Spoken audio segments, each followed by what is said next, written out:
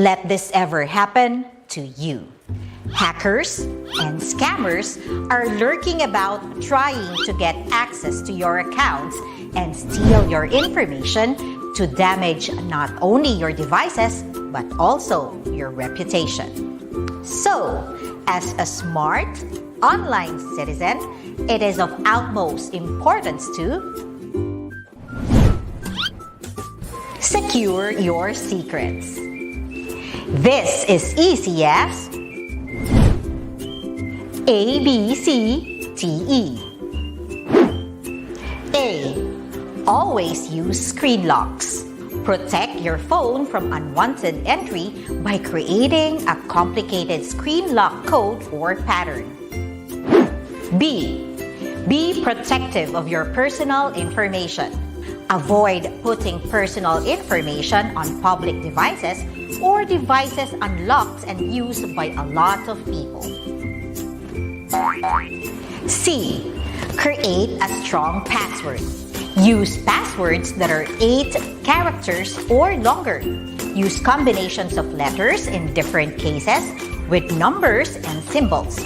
It should be easy for you to remember, but difficult for hackers to guess. D. Don't share your password. Sharing your password with someone else other than your parent or guardian will put you at risk for hackers and scammers. E. Enable privacy and security settings. Learn to use app or website settings to protect your privacy, security, and safety. With the ABCDE of security, you will keep your secrets safe, secured, and secret. Remember, secure your secrets and keep those pesky hackers and scammers away. Be internet awesome! Happy browsing!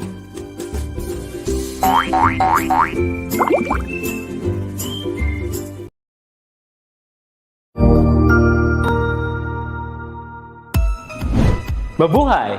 Good day to all! I am your tutor Madge. Welcome to ETUlay, a free online tutorial, an initiative of the Department of Education, Information and Communications Technology Service, Educational Technology Unit, ICTS EdTech. This program is aimed at helping and assisting learners from kindergarten, senior high school, ALS, Alive, and SPED learners. Aside from answering the modules, the ETUlay is offering programs which you will surely look forward to. Together with our parents and teachers, the ETUlay will bridge the gaps where difficulty and ease meet in learning new knowledge and skills. So, let us prepare our modules, pen and paper. Ready your mind to see and hear worthwhile and interesting lessons. Let us now study and learn, together with our volunteer online tutors. Tara na!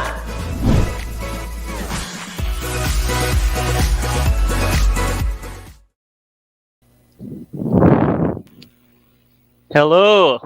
And a magnanimous afternoon sa lahat ng mga taga-subaybay ng Mathematics 5 ng ETUlay for school year 2021-2022. Kayo mga tinawag na mga math ririkit at mga matitipunong learners na Tutor Jordan at Tutor Joshua. So sa ngalan nila, ako ang inyong soulmate, Tutor Prince at your service. Ako muna makakasama ninyo para sa ating week 6 tutorial session for this afternoon. At bago yan, syempre, batiin natin ating mga sarili dahil naka-1 taon na ang ETUlay. Yan, so happy first anniversary to every one of us na from the very beginning ay sumusubaybay na sa ETUlay online tutorial ni ICTS DepEd EdTech Unit. Alright? So ayan ang pagmumukha ni Tutor Joshua, Tutor Jordan from SDO Manila City and SDO Manila and SDO Mabalacat City respectively.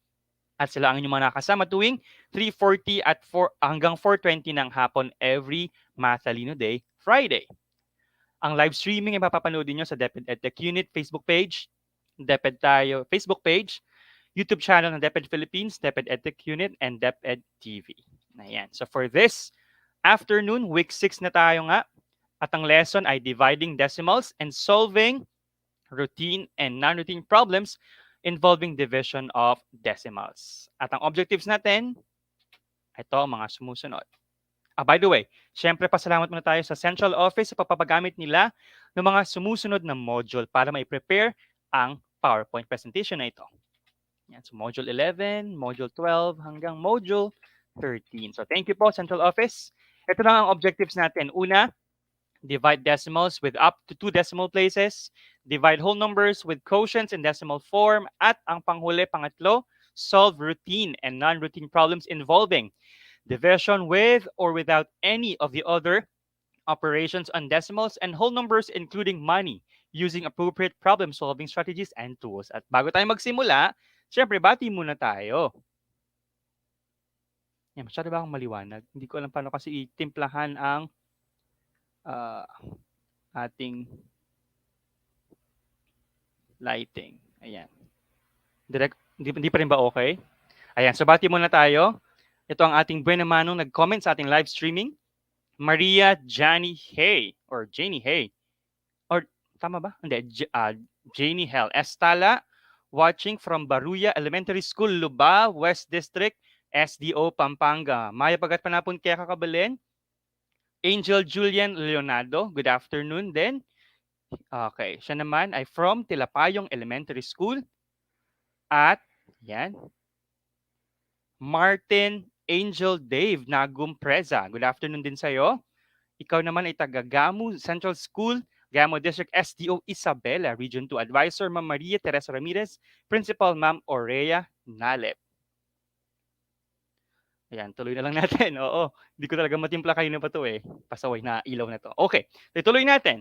So, syempre, magre-review muna tayo para naman hindi dito masayo yung mga naituro ni Tutor Jordan sa pagdi-divide ng whole numbers. So what do we get? Okay, what is the quotient when we divide 372 by 12? Sige nga. Mga matrikit at matatipunong learners ng Math 5, ano ang inyong sagot? 372 divided by 12. So tuloy ko lang muna aking pagbate habang hinintay ko ang inyong mga sagot. Nandyan din si Kylie Aliwalas from Okay, sa Baliwag, Bulacan pala ang Tilapayong. Ayan, ako ay Bulakenyo din dahil ang aking tatay taga North Zagaray, Bulacan. Andyan din si Hana Artajo. Good afternoon. Siya naman ay from FSS Patulo Elementary School ng Marilao, Bulacan. Marami tayong mga sumusubaybay from the province of Bulacan. Princess Leona E. Cruz. Good afternoon din sa'yo. Ayan, may sumagot na ng ating review question. From John Paulo Lucas, 31. From Angel Julian Leonardo, 31 din. Martin Preza, 31. Si Zoe Dawson na na nanonood sa live stream natin sa YouTube. Ano ang kanyang sagot? Wala siya. Ano ang kanyang mga sense na comment? Hindi ko mabasa ng maayos. Ayan. So 31 ang inyong sagot. Sige, let's see. Ayan. So, kapag ganito yung ayos ng ating division, syempre yung nasa loob, yung dividend, yung nasa labas ay divisor, at yung sagot, yung nasa taas ng bar ay quotient ang tawag doon. And meron tayong parang mnemonic device or tawag dito. So this is our problem mnemonic that we can use to recall the steps, the procedure in dividing numbers. So we have daddy, mommy, sister, brother. So DMSB. Kasi yung D dyan is divide. So we have to divide the first few digits na appropriate. Okay? So dahil 2-digit yung ating divisor, hindi sapat na yung first digit from left ang gagamitin natin. So, ibig sabihin, dapat yung first 2 digits na. At check natin kung it is equal or greater than the divisor. So, 37 is greater than 12, then we can divide now. And we should get 3 as a result because there are only 3 12s in 37. At may sobrang isa yan. So, next step, syempre, mommy is multiply. So, 3 times 12 is 36. So after multiplying, we should, okay, sabi ni sister, mag-subtract. So 37 minus 36 is 1. Okay? And then sabi ni brother, bring down naman. We have to bring down the next digit. And for this case, the last one, which is 2. So we have 12. And then, balik tayo dun sa ating pagdi-divide. So divide 12 by 12, we'll get 1. Multiply 1 by 12, we'll get 12. And then subtract, we'll get 0. Ibig sabihin, eksakto yung sagot, 0 yung remainder. Ibig sabihin, tama kayo, 31 ang sagot. Ayan. So, ganyan ding procedure ang ating kailangan pagdaanan when we divide numbers na ang involved ay mga decimals naman. Okay? So, answer nga ay 31. So, virtual clap para sa inyo. Alright? Medyo mainit. Nakapatay ang ating electric fan dahil naririnig sa ating audio. Okay, find the quotient of 56.75 and 5. So this time, ang involved nating dividend ay may 2 decimal places while our divisor is a whole number. Walang problema yan. So we can divide right away. Since ang divisor nga natin ay whole number. So this will be our example. So since 1 digit, whole number ang ating divisor, then we'll check if the first digit from left ng ating dividend ay enough for it. So 5 is equal to 5, then we can right away divide. So 5 divided by 5 is 1. 1 times 5 ay 5. 5 minus 5 ay 0. And then next is to bring down the next digit, which is 6. Okay. So after mag-bring down, we have to divide again. So 6 divided by 5 is 1. 1 times 5 is 5. 6 minus 5 is 1. And then bring down the next digit, which is 7. And then you can also place na muna yung ating decimal points. So, ibig sabihin, sa ating quotient, 11 yung whole number component and the rest of the digits will be para sa decimal places. So 17 divided by 5 is 3. 3 times 5 is 15. Subtract the 2, you'll get 2. Bring down the last digit, in this case is 5. So 25 divided by 5 is 5. 5 times 5 is 25. And subtract the 2, you'll get 0. So ibig sabihin, tapos na. Terminating decimal ang ating quotient, which is 11.35 na na-comment na kanina pa ni John Paulo Lucas. Very good, John Paulo. Sumunod sa kanya si Martin Nagum Preza at ganoon din si Kifi Lauren Bernardo Nagum. Aba, meron tayong magkamag-anak ba dito? Si Kifi at si Martin. Maria Janie Hell or Janie Hell. Tama ba ang aking pagkakasabi? 11.35. Angel Julian, tama din. Yung mga active learners natin ah. Okay, next na tayo. Okay, so this time, tama ba? Meron tayong timer, 30 seconds. So you have to give me the answer to this. Find the quotient of 34.74 and 6. You have 30 seconds. Okay, so bati muna ako sa mga nalaktawan ko kanina habang hinihintay ang inyong sagot.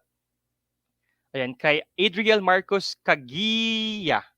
Good afternoon pa lang. Watching, okay, Marilao, Bulacan na naman. So from Bulacan ulit. Ayan, kay Kifi nga, Lauren Bernardo Nagum, good afternoon. From Quirino Central School, good afternoon. Advisor, Ma'am Eileen B. Kabakungan. Hello, Ma'am Kabakungan. Kay Hana Artajo, from Bulacan nga ulit. At kanino pa? Kay Mika Venturanza, Happy New Year din sa'yo. Yan. Kanino pa? Ang daming comment ni Hana Artajo ah. Yan. Okay, wala na ba akong kailangang batiin? Alright, so may sagot na ba kayo? Sana hindi kayo gumamit ng calculator dahil hindi pa pwedeng gumamit para sa lesson na ito. So ang inyong sagot, 5.79. Nagkakaisa ba ang inyong mga sagot? Mukhang, ayan. So tapos na. So 5.79, let's see. Ayan. So 34.74. This time, kagaya kanina, 6. Okay, ang divisor natin which is a whole number at ang dividend lang may decimal places na dalawa. So, pero, ang 3 na first digit ng ating dividend ay hindi sapat because it's less than the divisor. So we have to use the other digit. So 34. So it will form the number 34. 34 divided by 6 is 5. 5 times 6 is 30. Subtract the 2, you'll get 4. Bring down 7. Then put the decimal point in place. And then divide 47 by 6, you'll get 7. And then multiply, you'll get 42. Subtract, you'll get 5. Bring down 4. We have 54 divided by 6 equals 9. 9 times 6, 54. Subtract the 2, you'll get 0. Ibig sabihin, tapos ang ating pag-divide, 5.79 nga ang sagot. Very good na naman kayong learners na mga matrikit at matipuno. Okay. Sunod na tayo. Okay. Ito 30 seconds ulit. Ayan. So quotient of 6.72 naman and 8. Ayan. So tingnan ko ang inyong galing para sa sunod na tanong na ito. 6.72 divided by 8. Ayan. So, nga pala ha, be extra careful lalo na ngayong merong banta na naman ng bagong variant na Omicron. Ayan, may eksena naman ng Omicron. Kaya yung ibang lugar, including ang aming province, ay na sa ilalim na sa alert level 3. Ayan, sayang. Hindi na naman makakalabas ang mga bata sa kanilang mga bahay. Oh, okay, ang bilis. Mukhang may mga fast fingers tayo dito. Ang sagot ninyo ay 0.84. Very good. Very good na ba? Very good nga ba? Tingnan natin. Mukhang excited ako magbigay ng ano ha. Very good remark. Okay, 6.72. So, 6 divided by 8, okay, is 0. Okay? And then 0 times 8 is 0. And then subtract, you'll get 6. Bring down. Or you can also put muna yung decimal point in place. And then bring down the next digit, which is 67. Divide that by 8, you'll get 8. Bakit parang nagpiplay pa tong ating timer? 67 divided by 8, sorry, ay 8 nga. And then 8 times 8 is 64. Subtract, you'll get 3. Bring down the next digit, which is 2, or the last one. So 32 divided by 8 naman ay 4. Yan. So 4 times 8 is 32. So tapos na. 0 kasi ang magiging sagot dyan. Okay. And parang, ayan, mukhang ang iba ay medyo excited na misplace ang decimal point. So to double check kung tama ang inyong sagot, you can do this. So multiply yung nakuha mong quotient sa given na divisor. So we have 0.84 times 8. So 4 times 8, 32. Carry over 3. 8 times 8, 64 plus 3, 67. Carry over 6. 0 times 8, 0 plus 6 is 6. And then, since, okay, meron tayong factor na may 2 decimal places, therefore, ang ating product should also have 2 decimal places. So 1, 2. So tama. It matches the given dividend. So tama ang 0.84. May na-excite lang kanina, kaya na-misplace ang kanyang decimal point at bumawi naman siya. Okay, very good, Hannah. Okay, next one. Let's have, okay, this time pareho may decimal places ang ating numbers na kailangan i-divide. 0.36 by 0.12. So, isulat natin sila this way. Ayan. So, what do we do? Okay. Ayan, puro ano yan, ngiti. Ngiti, okay. Sa iyong ngiti, ako'y napapauwiwi. Joke lang. Okay, so 0.36 divided by 0.12. Okay, mabilis ang sagot ha, 3. Okay, how do we get 3 kaya? So, kapag ang divisor natin ay may decimal places, kahit isa man lang yan, we have to make it a whole number. How do we do that? So, ang shortcut kasi ay to move lang decimal places to the right until maging whole number. Or, okay, ang pagbabaga yung tawag dito yung logic doon ay kailangan nating i-multiply ang divisor by a certain power of 10 para maging siyang whole number. In this case, it has to be 100 kasi 0.12 times 100 ay 12.00 or simply 12. Okay? Because those zeros here are what we call insignificant zeros which we can just drop. Okay? Ang sakit na pag insignificant ka. Joke lang. Kailangan ka lang bitawan. Okay, next one. 0.36. So, what we do or what we did with the divisor kanina na multiplying by 100, we will also do it sa ating dividend para fair. Okay? So, times 100 then. So, it means we'll get 36.00 or 36 lang. Ibig sabihin, yung ating 0.36 divided by 0.12 can be rewritten as 36 divided by 12. Kaya tama ang inyong sagot, which is 3. Yan, puro 3. Huwag niyo pangarapan yung ganyang grade, ha? Sa college. Tama ba? Bagsak ang 3? Hindi, sakto pasado lang yata ang 3. 5 pala ang bagsak. Ayan, so very good. Okay. Yan. So, eksakto. Wala na namang remainder. Okay, so we are ready for an exercise. Okay, naulit lang. May naulit. Okay. So, dito, pinakita na sa slide na to na yung ang shortcut. So, you don't have to do yung kaninang procedure kung nagmamadali ka. Okay? So what you do is, the decimal point of the divisor has to be moved as many places needed para maging whole number nga yung ating divisor. So in this case, 2 places to the right. So magiging siyang 12. Okay? And we do the same sa ating dividend. Move the decimal point 2 places to the right. 1, 2. Para maging siyang 36. So, kagaya kanina, we will lead 236 by 12 pa din, which is just equal to 3. Okay.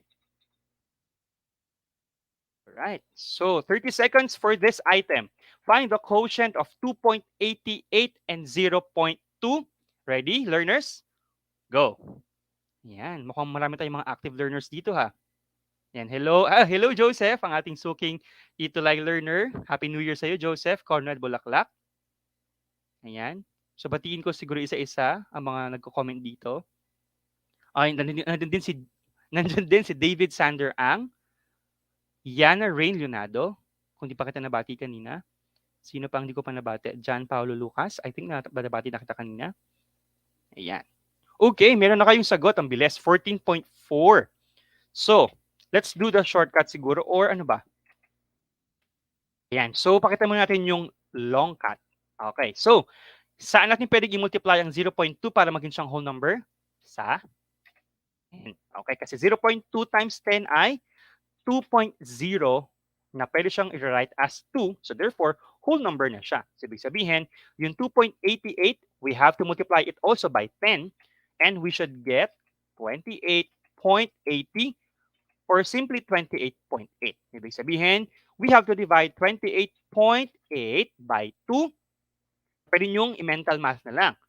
Kasi given even naman to, so 2 divided by 2 is 1, 8 divided by 2 is 4, 8 divided by 2 is 4. So 14.4 nga. Tama? So very good kayong mga nag-comment ng 14.4. And so madali na lang natin ito. Yan. Tama? So 14.4. Or yun ngang shortcut na galaw-galaw lang ang arrow. Ay, hindi pala. So bago tayo mag-proceed sa ating word problem, since medyo mahaba pa naman yung oras, bigyan ko kayo ng example ng whole numbers ang involved, pero ang magiging quotient ay decimal. So, let's have 48 divided by 5. Yan, medyo, I think, easy yan para sa inyo. So, I'll give you 15 seconds lang ha. What is 48 divided by 5? So, 15, 14, 13, 12, 11, 10, 9, 8, 7, 6, 5, 4, 3, 2, 1. Time is up. Okay, ang bilis ni Martin Angel Dave Nagum Preza, 9.6. And mabilis ding sumunod ang mga ibang learners natin. Very good. 9.6. So, again, check natin kung yung first digit sa dividend natin will be enough for our divisor. So, 4 is less than 5. Ibig sabihin, we have to use also the next digit. So, 48 divided by 5 is 9. So 9 5s can fit in 48. And the product of 9 and 5 is 45. And then subtract, we'll get 3. So kung wala pa kayo sa lesson about decimal, you can just say that 9, remainder 3 ang sagot. Pero dahil nga, natutuhan nyo na mag-divide, okay? Kung saan decimal ang magiging form ng quotient, then we might as well do this, okay? So we add decimal point here and then on top then. And then add 0 and then bring down that 0 and then proceed. So DBSM. So daddy, divide. 30 divided by 5 is 6. Multiply, sabi ni mommy, 6 times 5 is 30. Subtract, sabi ni sister. Okay, and then, no need to bring down kasi 0 naman na yung ating, no need to add 0 and bring it down kasi 0 na yung ating difference dito. So ibig sabihin, 9.6 nga ang magiging sagot natin. So very good. So let's have another pa. What about 112 divided by 9? What is 112 divided by 9? Sige nga, subukan natin na ang inyong galing pa sa pag-divide ng 112 by 9. Yan, good afternoon sa iyo, Blessy Valdez, watching from Pinaod Central School, San Ildefonso, South District. Saan ang San Ildefonso? Sa Bulacan din ba yun? Okay. David Sander has an answer already, 12.4. Yan ba ay eksakto? Sabihin nyo nga sa akin kung eksakto yan or repeating yung decimal natin dyan.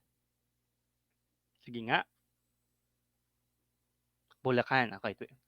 Talagang maraming taga-subaybay from Bulacan ha. Very active ang ating mga schools from Bulacan. Bawal po ata yan, tutor. Bawal pa ba? So, i-advance na lang natin siguro. Ayan. So, para may idea na kayo sa mga next lessons na parating. So, 112 divided by 9. So, hindi sapat yung 1 kasi 1 is less than 9. So, we have to use the next digit which is 1 also. So, 11 divided by 9 is 1. 1 times 9, 9. 11 minus 9 is 2. And then bring down the next digit which is 2. 22 divided by 9 is 2. And 2 times 9 is 18. Subtract, you'll get 4. So we have a remainder na 4. So, para maging decimal yung form ng ating quotient, we have to add decimal point sa ating dividend at ganoon din sa ating quotient, add 0, and then bring that 0 down. So we have 40 divided by 9 is 4. 4 times 9 is 36. 40 minus 36 ay 4. Add 0, bring that 0 down. So we have 40 ulit divided by 9. So 4 ulit yung magiging sagot dyan. 4 times 9, 36. Pag-subtract, 4 na naman. Ibig sabihin, repeating yung process ng pag-divide ng 40 by 9, which means, yung ating quotient, sa ating quotient, yung 4 ay nagre-repeat. So pwede natin lagyan ng bar dito or vinculum ba tawag dito? Just to signify na nagre-repeat yung ating 4 sa ating quotient. Or pwedeng isa lang. 12.4 na may vinculum sa tama ba? Vinculum? Hindi, wait. I'm not really sure. So, horizontal bar na lang para safe. Yan. Okay, so 12.4 and 4 repeats. Ayan. Or, kung i-ask kayo ni teacher to round it off to the nearest hundreds, so let's write it naman yung may ellipsis. Yan. Ibig sabihin dito, nagre-repeat yung 4. The nearest hundreds, i-round off natin. So, ito yung rounding digit. To its right is a number below 5, which means we have to round down. Ibig sabihin, all the digit to the right will be 0 and we don't have to add 1 to the rounding digit. So, magiging 12.44. Yan. So, pwedeng makonsider na tama ang inyong sagot if sinabi ni teacher, round off the answer to the nearest hand. Ayun, tama ba ako? So, vinculum nga yun. Ayun. So, hindi ako kakasa sa grade 5. Okay. Yan. So, repeating nga yung decimal natin. So, let's have a word problem na. Oops! Ano nangyari? Bakit sumulat pala ako dito? Anong gagawin ko? Wait lang. Kailangan ko itong burahin. Just give me some time para burahin yung ating naisulat. Sorry. Yan. So, meron tayo ditong isang example ng word problem that we have to solve. Karen and her 3 siblings together with their parents have been craving for pizza during the lockdown. Ayan. Kayo ba? Anong yung mga kinrave ng pagkain ninyo during the lockdown, nakakinip sa bahay at gusto niyo kumain lang ng kumain? So, ang ginawa niya, she ordered 9 whole pizzas. Ang dami nun ha, 6 lang sila. In different flavors and toppings for the 6 of them. Sana all, marami ang pizza na na-order. If each member of the family ate an equal amount of the 9 whole pizzas, how much pizza did each of them eat? Ayan. So, mabilis ang inyong mga sagot, 1.5.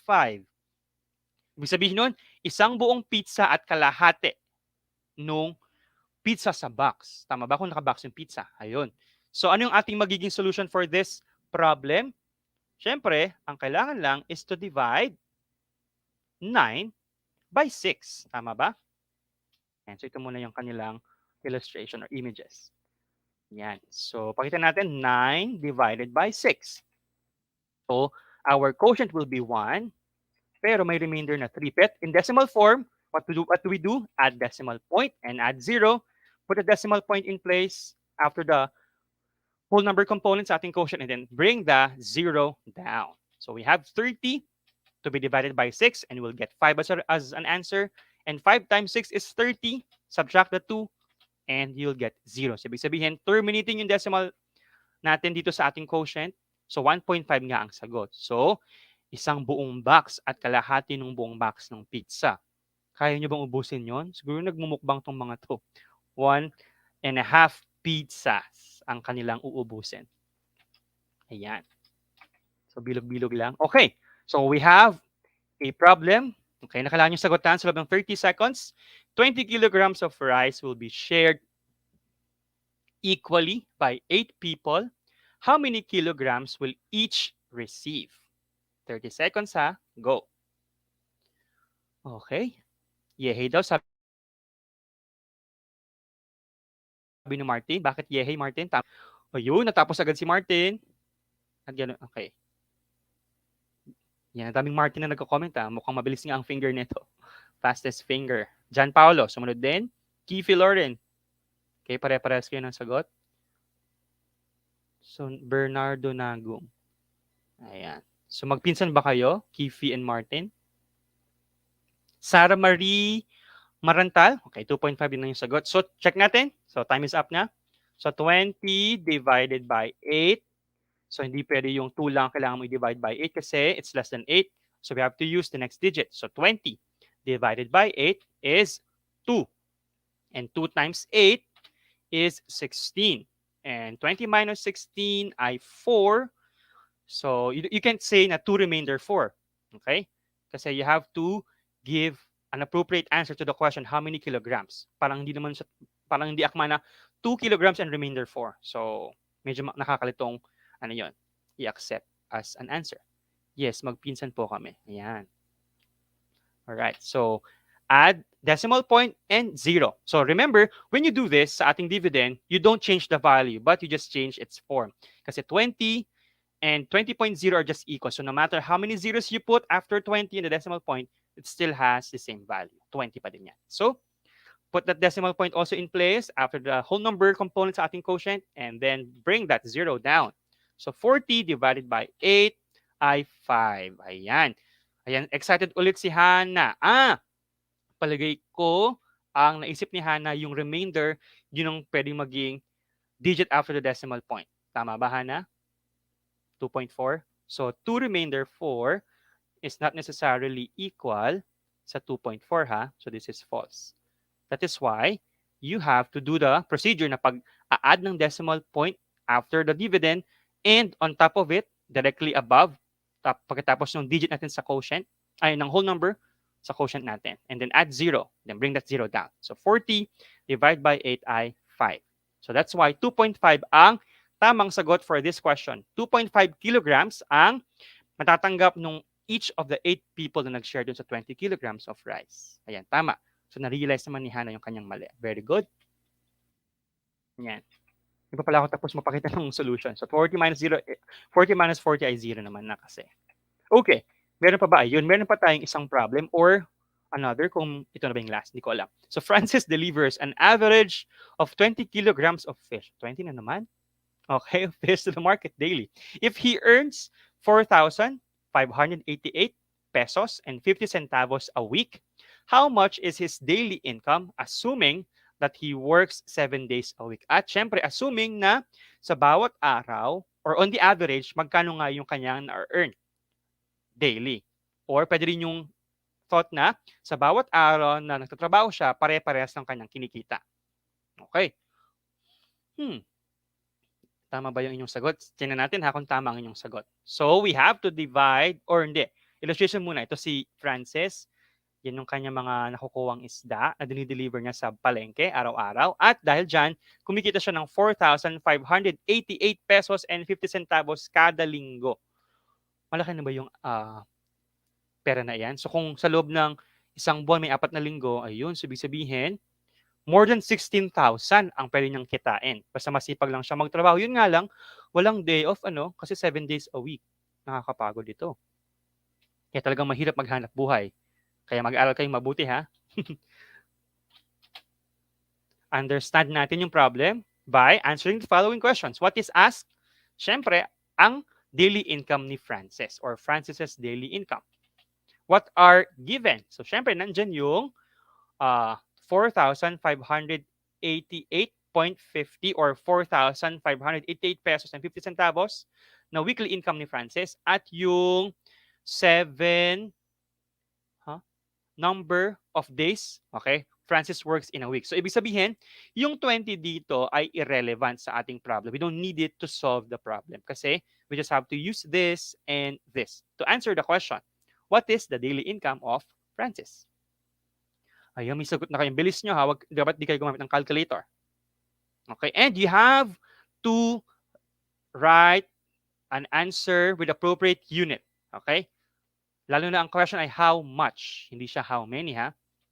So what is, we have to plan. What is or what are the operations to be used? Siyempre, division. So walang other operations. Kumbaga, ito ay routine problem solving. What is the mathematical sentence? Siyempre, we have 4,588.50 or 4,588 pesos and 50 centavos divided by 7 equals n. So, i-divide natin. Yan. So, 4 is not enough para sa 7. Ibig sabihin, gamitin natin yung sumunod na digit. So, 45 dapat. Divide by 7 is 6. 6 times 7 is 42. Subtract, you'll get 3. Bring down the next digit, which is 8. So you'll have 38 divided by 7. That's going to yield 5. 5 times 7 is 35. Subtract, you will get 3. And then bring down the next digit, which is 8. So you have 38. Divide by 7 is 5. 5 times 7 is 35. Subtract, you'll get 3. And then bring down the next digit, which is the first digit after the decimal point, 5 yan. And then you can put in place the decimal point directly above the decimal point sa dividend natin. And then divide na tayo. 35 divided by 7 is 5. And then 5 times 7 is 35. Subtract, you'll get 0. Bring down the 0. Okay? So you'll have 0 pa din naman as a result. So, tama kayo na 655 pesos and 50 centavos ang sagot sa tanong. Ang galing ha. Paano nyo napalitaw ang peso sign using your keyboard? Sana all may ganyang keyboard na may mga symbols na peso sign. Yes. Yehey ulit, Martin. Very good. Sa ating mga nakakuha ng sagot, sige, banggitin ko mga pangalan nyo. Ilan ba kayo mga actively participating sa ating session? So, si Kifi, si Martin, si Sarah, Marie, hindi nga lang ganun ka-kompleto at hindi naglagay ng peso sign ang inyong sagot. Si John Paulo, si David. Ayan. So, very good. So, you have given, again, the correct answer. Okay. Next na tayo. Ayun, I think. Ano pa bang ating pwedeng tawag dito? I-discuss bago tayo mag-end kasi meron pa tayo namang 6 minutes. Ayan. So, balikan natin yung kaninang na-discuss ko. Wait lang. I think I can use that empty slide para makapag-discuss pa. Sorry. And so, para lang meron kayong additional na matutuhan. Ayan. So, di ba when we divide two numbers, we can actually express that as a fraction. Tama? So, let's say yung 38 divided by 4. Pwede yung i-express as 38 over 4. Tama? Na pwede naman natin i-simplify. So, 38 and 4 are both divisible by 2. Diba? Na tutuhan ninyo ang divisibility rules with Tutor Jordan, Tutor Joshua. So, this will be 19 over 2. So, ibig sabihin, ang 38 over 4 ay 19 divided by 2 din. Okay? So, kapag na-express nyo na in simplest form, yung fraction form equivalent dun sa ating division problem. Now, you can determine by inspection kung yung quotient ay magiging bang terminating decimal or repeating decimal. Okay? Repeating, non-terminating. So, kapag ang sa denominator natin, when you express it in prime factorization at ang base ay 2, 5, o kaya combination ng 2 and 5, whatever the exponents of those bases, ibig sabihin, the resulting quotient ay terminating. Again, basta ang base ng prime factorization ay may 2 at 5, or either 2 or 5 or combination, terminating yung magiging decimal natin. So 19 divided by 2, you expect that this is equivalent to a terminating decimal, which is 9.5. So terminating siya kasi wala magre-repeat na digit dyan. Pero kapag nahaluan ng kahit ng iba pang base bukod sa 2 and 5 ng mga prime numbers, let's say 3, 7, 11, basta any other prime number na hinalo mo or nahalo sa factorization, okay, ibig sabihin, that means the decimal form will be repeating. Halimbawa, yung 50 divided by tawag dito 27 ba? No. 50 divided by 18. Ayan. So again, we have to simplify muna if it's possible. So divide by 2 ulit kasi both are even. Ayan. So we have 25 divided by 9. Ayan. So wala nang common factor ang 25 and 9 bukod sa 1. So ibig sabihin, let's express 9 in terms of prime factorization. Ang 9 ay equal sa 3 raised to 2 or 3 times 3. Ayan. So ibig sabihin, wala kang base 2 dyan, wala kang base 5. Ang meron mo base 3. Basta may ibang base na lumitaw, bukod pa sa 2 and 5 or 2 or 5, ibig sabihin, you expect that the quotient, which, okay, in decimal form ay repeating. So what do we get? 25 divided by 9. Sige nga. Do you have any idea what digit repeats in this particular item? What is 25 over 9? Siyempre, yung ating whole number quotient or whole number part ng ating quotient, 25 divided by 9 is 2. Because 2 times 9 is 18. And then, you have 7 as the difference. So, ibig sabihin, you have to add 0 after decimal point and then decimal point din dito. And then, bring that 0 down. So, 70 divided by 9, 7. And then, 63 magiging product ng dalawang yan, na 7 and 9. And then, subtract. You'll get 7 ulit and then add 0, bring that 0 down. So, umuulit yung pagdidivide natin ng 70 by 9. So, ibig sabihin, this 7 here repeats. So, 2.7 na nag-repeat yung ating magiging quotient. Or, pag ni-round off mo into the nearest hundreds, since it's 2.77777 na repeat, 2.78 yung ating rounded off answer or estimate. Okay? So, hopefully, meron kayo natutuwang extra sa ating lesson or session this afternoon. Okay?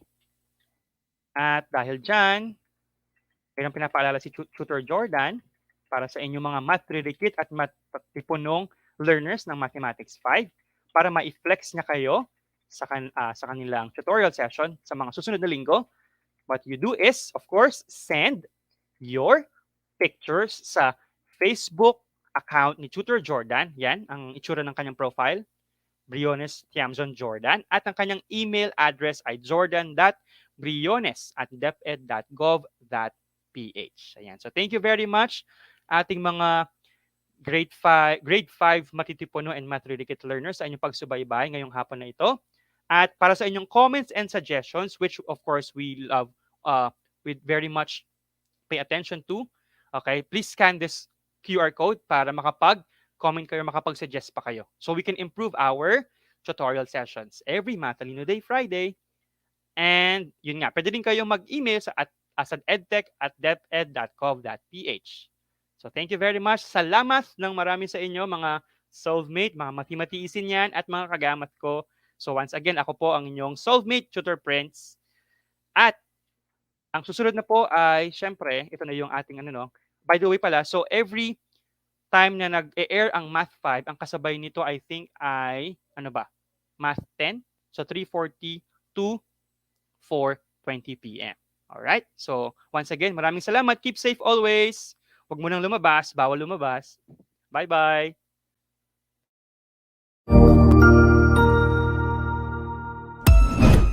Ang husay naman!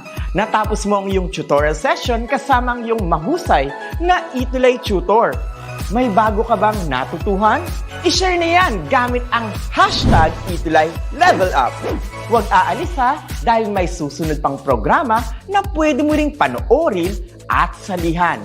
Dahil naghihintay na ang iyong mga tutors. Happy learning dito sa ETUlay!